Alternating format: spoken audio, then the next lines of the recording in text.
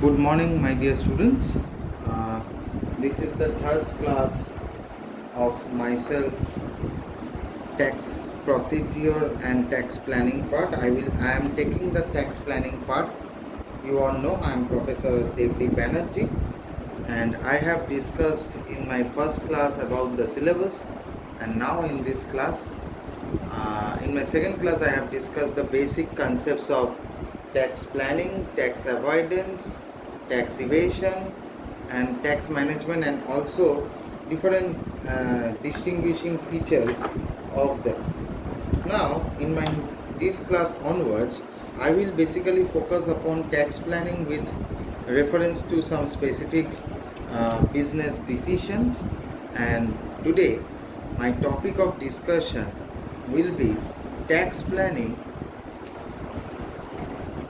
tax planning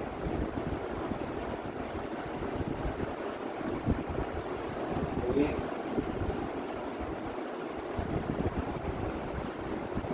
tax planning with reference to new business. It is in your syllabus, and today my basic topic of discussion will be location of a business. Right? It is very important because location, nature plays a very crucial part. Different characteristics, features, different sections will be covered under this total part. So basically, we know that there are lots and lots of factors which affect location of a business, but I will discuss upon some of the following factors and some of the following tax incentives which are available under this, basically under this section or under the act governed by income tax. You know, while we are making a tax planning, we have to plan a lot of things. I have already mentioned in my previous class that tax planning means you have to plan your payment of tax in such a manner that you try to minimize the amount of paying the tax, right? For example, you want to see up to which amount I can get a deduction under different sections, maybe section 80C, maybe section 80D, 80G, 80GG, 80CC, 80CCD, 80GGA, 80IB, IC, IAC, and lots of sections, and also exemptions like section 1034, dividend from an Indian company. It's one of the vital exemptions we are getting. Suppose we are getting a dividend from an Indian company, that is basically tax free. We won't be getting any tax, we won't charge any tax. It is basically exemption. So on that basis, suppose when I am talking about location of a business, you see, I have to plan, I have to make my business in such location so that I can get much benefit, I can reap more benefits from the business. So while doing so, I have to act in that manner, and I have to follow certain tax incentives which can be available under this act. Location of a new business, it's one of the vital factor. You know, under section 10A, if an Indian company having non-resident shareholders, they cannot claim any deduction under section 10A. If a company is an Indian company and they are having no residential status or no resident shareholders, they cannot claim basically any deduction, right? Under section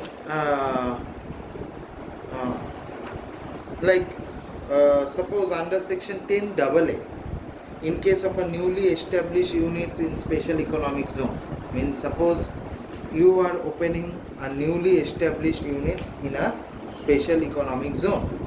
In that case, you will get certain tax incentives, because special economic zone, if you are doing business in SEZ part, the government will give you certain benefits, and that benefits will help you to choose your business in that particular location, as you are getting much more incentives while paying the tax. It is one of the factors of providing tax incentives. I will give you the PDF, I am just explaining that. Next one is under section 10B. If a business is a newly established business, but it is basically an export oriented undertakings, in that case also you will get 100% tax incentives purpose. Take it for an example, I am doing a business in export oriented undertakings, and I want to start my business, I want to locate my business in that particular area or in that particular domain. Then what will happen? I will get a special tax incentives in that purpose. Next comes to under section 80IA.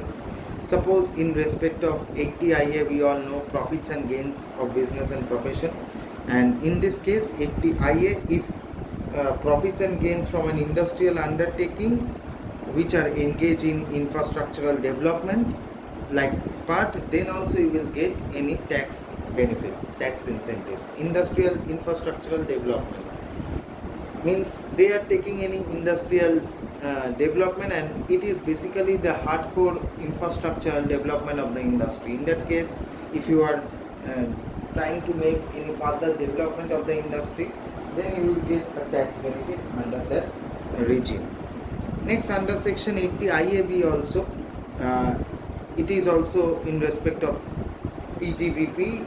If an undertaking or an enterprise engage in development of special economic zone, means if an organization or an enterprise is basically help for developing the special economic zone, only suppose I am developing the SEZ part, means special economic zone is that part, I am developing only that part.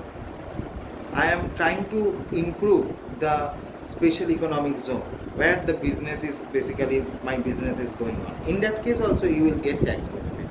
You will also get tax incentive. What happened next in case of 80 IB, under section 80 IB? In that case also, certain industrial undertakings other than infrastructural development, means I have already mentioned infrastructural development under section 80 IA, but IB basically talks about certain industrial undertaking, means not the whole industrial undertaking, but certain industrial undertaking which are under the list of the central government curriculum. On that certain industrial undertaking, only that portion which are not basically related with any of infrastructural development, they also get benefits.